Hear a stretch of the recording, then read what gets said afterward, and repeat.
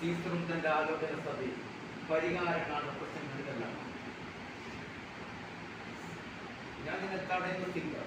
കാരണം ഒന്നാമതും ശിഷ്ടാചാരങ്ങളും സാധാരണക്കാരുടെ രക്തത്തെ ചൂട് പിടിപ്പിക്കുകയും മുൻവിധികളെയും പൂർവ്വ നിയമങ്ങളെയും കുട്ടിക്കടയ്ക്ക് മാറ്റുകയും ചെയ്യും.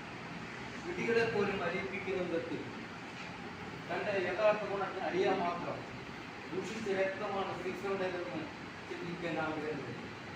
ഞാൻ ഉദ്ദേശിച്ചത് മധുരമുള്ള വാക്കുകൾ, കാണുമണക്കങ്ങൾ, നായക്കുള്ള പകസേവ ഇവയെല്ലാമാണ്.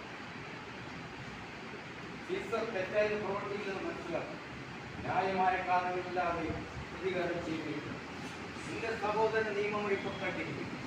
ഈ കാണുന്നവനെ യാചിക്കുന്നതും പാദസേവ ചെയ്യുന്നതും അയാൾക്ക് വേണ്ടിയാണെങ്കിൽ ഒരു തെരുവുപെട്ടിയെ പോലെ നിന്നെ എന്റെ പാതനാട്ടിപ്പായി. രണ്ടാമത്തെ കാര്യത്തിലേതാ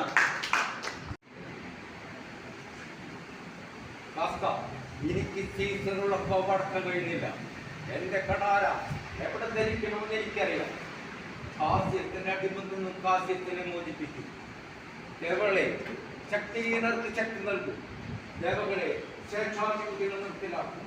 കരികിൽ കോട്ടകളും വായ്പിട്ടാത്ത കുറുങ്ങുകളും ഇരുമ്പുചങ്ങലകളും ലോകങ്ങളുടെ മതിൽക്കെട്ടുകളും അവയ്ക്കൊന്നിനും ആത്മശക്തി തടഞ്ഞെത്താൻ സാധ്യമല്ല.